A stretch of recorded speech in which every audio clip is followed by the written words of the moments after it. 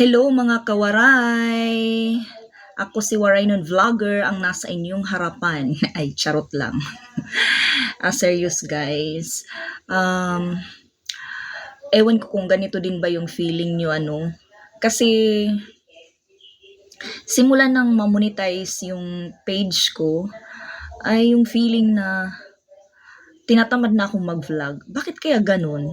Nung nung hindi pa ako namomonetize, parang willing ako, parang pagsisipagan ko mag-vlog kasi gusto ko mamonetize. Pero nung dumating sa point na monetize na ako, parang, parang nakakatamad ng mag-vlog. Ganun ba yung feeling?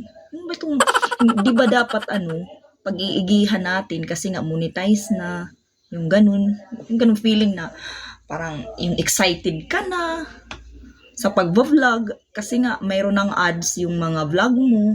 'Di ba? Kikita ka dun kapag hindi nag-skip yung viewer, 'di ba? Pero iba yung feeling ko, ewan. Bakit kaya ganun? Kabaliktaran kasi, 'di ba? Yung nag-uumpisa pa lang tayo, parang yung wala tayong followers, ganun.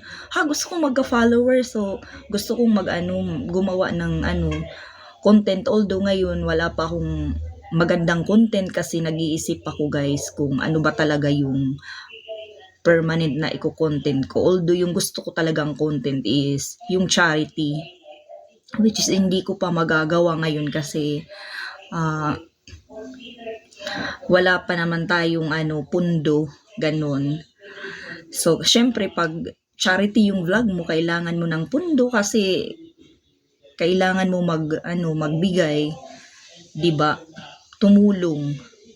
Syempre wala pa naman tayong kita, so wala tayong maibibigay. That's why sa ngayon, doon na lang ako minsan sa mga aso kasi mahilig talaga ako, dog lover naman ako. So minsan ayun sa labas, pag nakakita ko ng aso, yun lang ginagawa ko, binibilhan ko ng tinapay, pinapakain ko. 'Di ba? Kasi yun lang din yung kaya ko kasi ang aso ko din is marami. So 'di ba, patalastas lang yun guys. Doon tayo sa tinatamad yung tinatamad na ako. Ano kayang maganda? 'Di ba? Parang kung kailan ako na-monetize, saka naman ewan, parang ayoko nang mag-vlog. Yung ganun. Pero may nagsabi sa akin na, uy, Day, wag. Sayang yung page mo, monetize ka na. Dapat pag-igihan mo pa nga. Dapat excited ka nga. Dapat mag-isip ka na nga ng content na maganda.